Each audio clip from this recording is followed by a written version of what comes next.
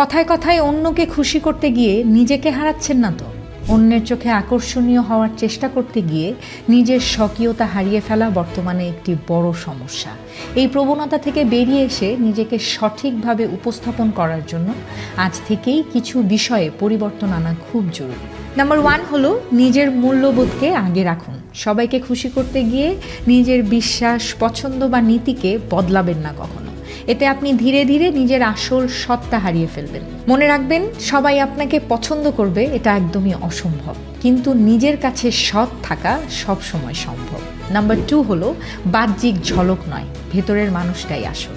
দেখতে সুন্দর একজন মানুষ সাময়িকভাবে সবার কাছে খুব আকর্ষণীয় হয়, কিন্তু আপনার চিন্তা, ব্যবহার আর মনই আপনাকে দীর্ঘদিন মনে রাখার মতো করে তোলে। তাই অন্যের মতো হতে নয়, নিজের জ্ঞান আর দক্ষতা বাড়াতে মন দিন। নাম্বার 3 হলো দরকার হলে না বলতে শিখুন। সব অনুরোধ মানতে গেলে নিজেকে হারিয়ে ফেলতে হয়। আপনি যা করতে চান না সেখানে সম্মান রেখে না বলতে শিখুন। এটা কোনো খারাপ গুণ নয়, বরং আত্মসম্মানের একটি চিহ্ন। নাম্বার 4 হলো ভুল করাকে ভয় পাবেন না কখনো। সবসময় নিখুঁত হওয়ার চেষ্টা মানুষকে কৃত্রিম করে তোলে।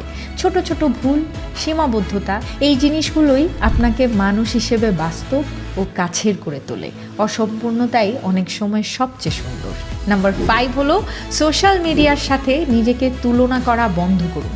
সোশ্যাল মিডিয়ায় সবাই নিজের সবচেয়ে বেস্ট অংশটাই দেখায়, যেখানে নিজের বাস্তব জীবনকে ছোট মনে করা ভীষণ ভুল। অনুকরণ নয়, নিজের মতো থাকাই সবচেয়ে বড় শক্তি। মনে রাখবেন, অন্যের সস্তা প্রশংসার চেয়ে নিজের কাছে নিজের গ্রহণযোগ্যতা অনেক বেশি মূল্যবান। আপনি যখন নিজেকে ভালোবাসবেন, ঠিক তখনই সঠিক মানুষগুলো আপনাকে এমনিতেই খুঁজে নেবে।